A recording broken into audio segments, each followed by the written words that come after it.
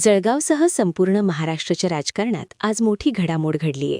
शिवसेना आणि महाराष्ट्र नवनिर्माण सेनेची अधिकृत युती आज मुंबईत जाहीर करण्यात आली. शिवसेना पक्षप्रमुख उद्धव ठाकरे आणि मनसे अध्यक्ष राज ठाकरे यांनी संयुक्त पत्रकार परिषदेत या ऐतिहासिक युतीची घोषणा केली. या युतीच्या घोषणेनंतर जळगाव शहरात शिवसैनिक आणि मनसैनिकांनी जल्लोष केला.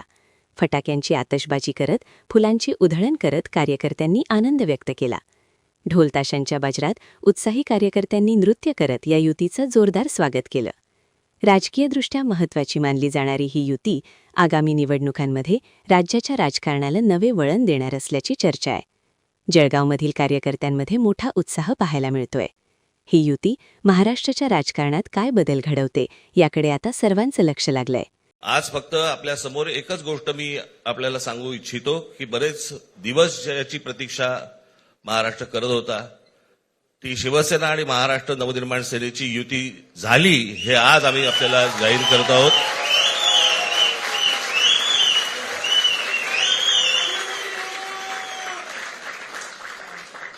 धन्यवाद.